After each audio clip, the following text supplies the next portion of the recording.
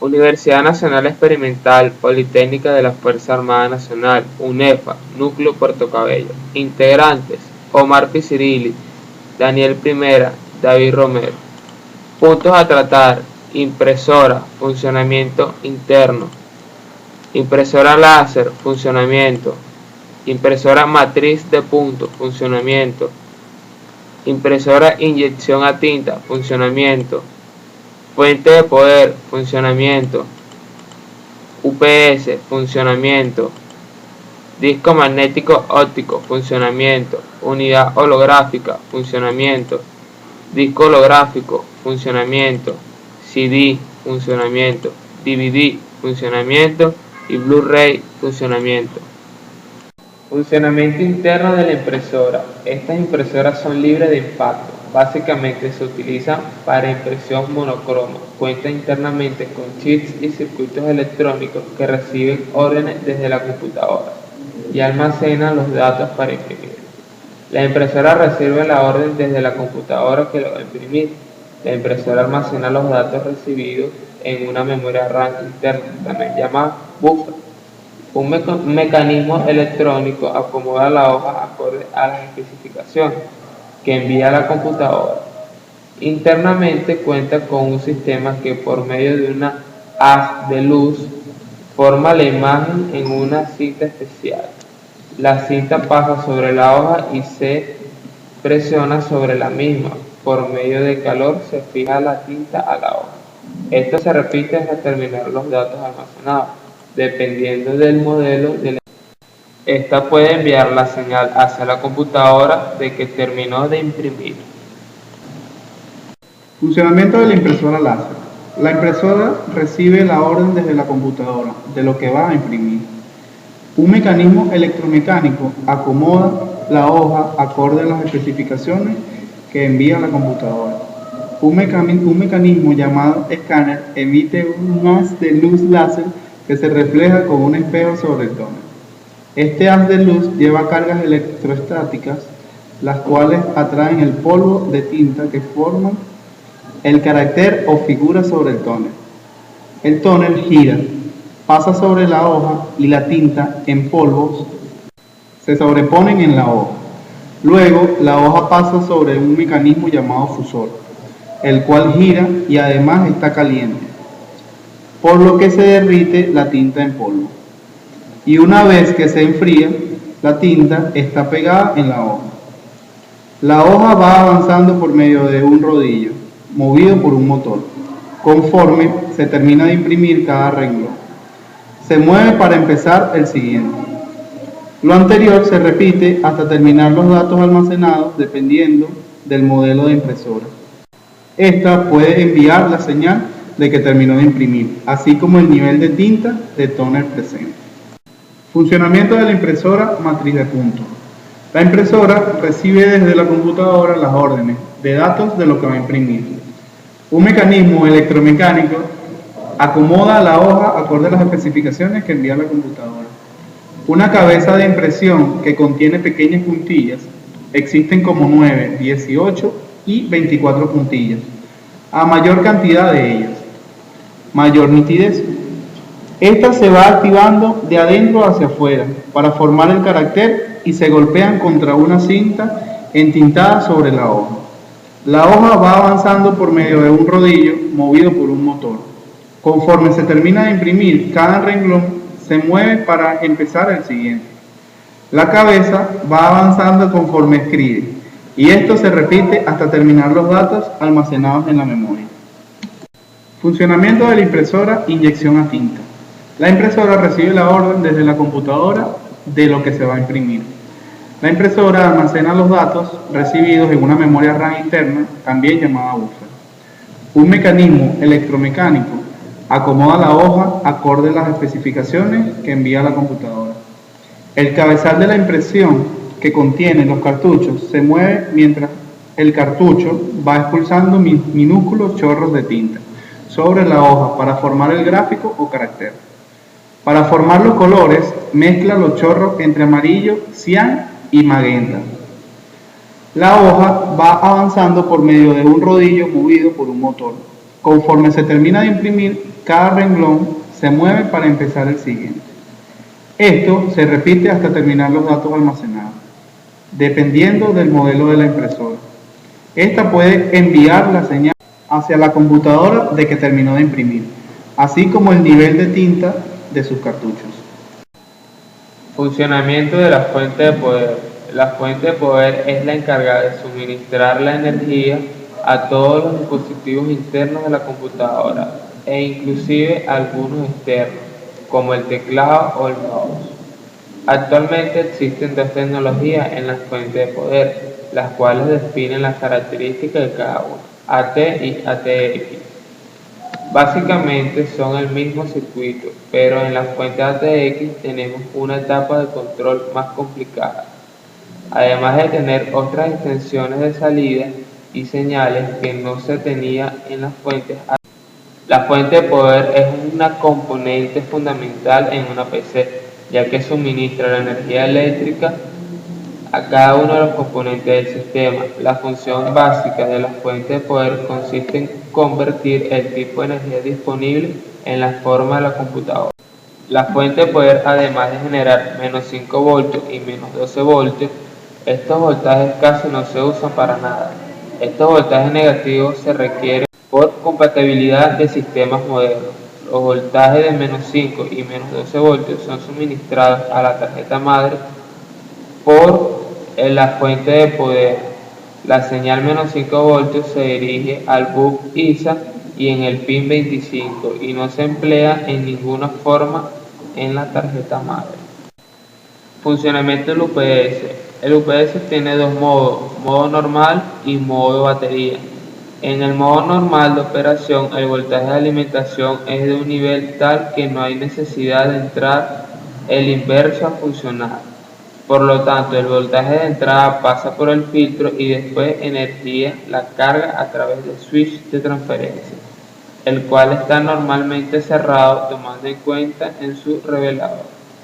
La corriente fluye desde la entrada y hacia la carga, y una pequeña cantidad de corriente es rectificada por el cargador de batería y utilizada para mantener la batería en flotación. El inverso se encuentra apagado en stand-by. Modo batería. El voltaje de entrada tiene una ventana aceptable de operación, que suele ser de más entre menos 15% aproximadamente. Esta ventana se escoge tomando en cuenta qué voltaje es adecuado para alimentar la carga. Siendo el voltaje nominal de 120 voltios, la ventana iría desde 102 voltios y hasta 338 voltios. Dentro de este rango de voltaje, el UPS se entregará ese mismo voltaje a la salida, solamente acondicionado por el filtro. Si el voltaje de entrada es menor a 102 voltios o mayor a 138 voltios, entonces el control del UPS enciende inmediatamente el inverso al mismo tiempo, que manda a energizar el revelador de transferencia. Es importante hacer notar que el voltaje del inverso es regulado y entregado un voltaje de 120 VCA más entre menos 3% a 60 Hz. La frecuencia controlada por cristal aún y cuando inicialmente el voltaje de batería inicia en unos 14 voltios y cuando la batería está totalmente descargada el voltaje es de 10.5 voltios. Disco magnético óptico. Entre sus funcionamientos está el de grabación. Una muy pequeña porción de la superficie del disco es calentada con un láser mientras la zona se encuentra bajo la influencia de un campo magnético. Cuando ese punto de recubrimiento de cambio de fase alcanza una temperatura crítica conocida como de Curie, cerca de los 180 grados centígrados, se modifica su estado de cristalización y la estructura del material se torna temporalmente grabable dentro de él. Aprovechando el cambio en el estado de cristalización, el flujo magnético presente en la región reorientada, los dominios magnéticos dentro de esta zona temporalmente vulnerable de la aleación metálica.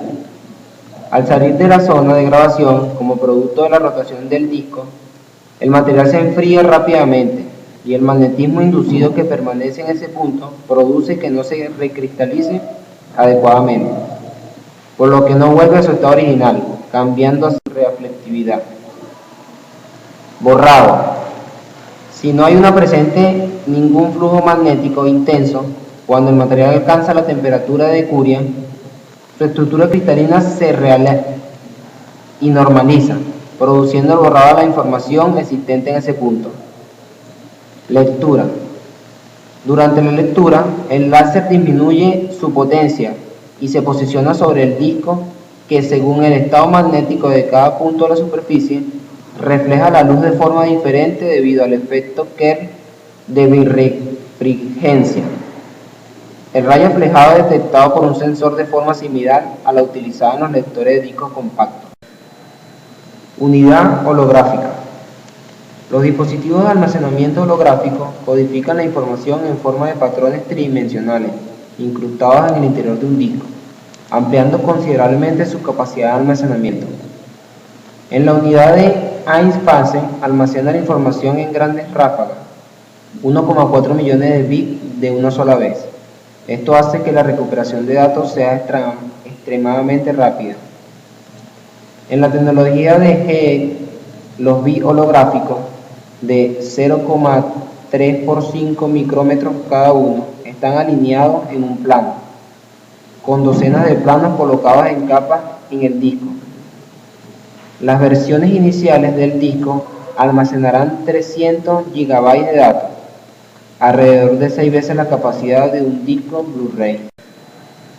Unidad holográfica. Los dispositivos de almacenamiento holográfico codifican la información en forma de patrones tridimensionales incrustados en el interior de un disco, ampliando considerablemente su capacidad de almacenamiento. En la unidad de Einstein almacena la información en grandes ráfagas, 1,4 millones de bits de una sola vez. Esto hace que la recuperación de datos sea extremadamente rápida. En la tecnología de G, los bits holográficos de 0,3 por 5 micrómetros cada uno están alineados en un plano, con docenas de planos colocados en capas en el disco. Las versiones iniciales del disco almacenarán 300 GB de datos, alrededor de 6 veces la capacidad de un disco Blu-ray. Disco holográfico. En el disco holográfico se emplea una técnica conocida como holografía colineal, en los cuales dos láser, uno rojo y otro verde-azul, se combinan en un único haz. El láser verde-azul lee los datos codificados como crestas de interferencia en una cámara holográfica cerca de la superficie del disco, mientras que el láser rojo se utiliza para leer información para el mecanismo de una capa tradicional de CD de aluminio, situada debajo, la cual se usa para controlar la posición de la cabeza de lectura sobre el disco, de forma similar a la información de cabeza, pista y sector utilizada en el disco duro convencional. Se emplea una capa de espejo diócrido entre las dos capas anteriores para permitir el paso del láser rojo y reflejar el láser verde-azul, lo cual impide que se produzcan interferencias debidas a la refracción de este en los huecos de la capa inferior. Funcionamiento del DVD. Los DVD se dividen en dos categorías, los de capa simple y los de doble capa. Además, el disco puede tener una o dos caras y una o dos capas de datos por cada cara. El número de caras y de capas determina la capacidad del disco. Los formatos de dos caras apenas se utilizan fuera del ámbito de DVD video.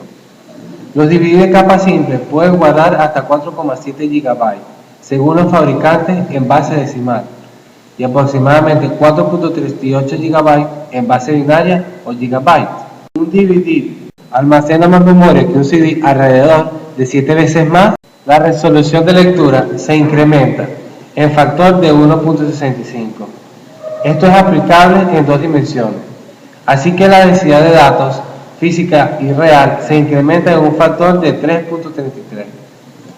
El DVD también usa un método de codificación más eficiente en la capa física.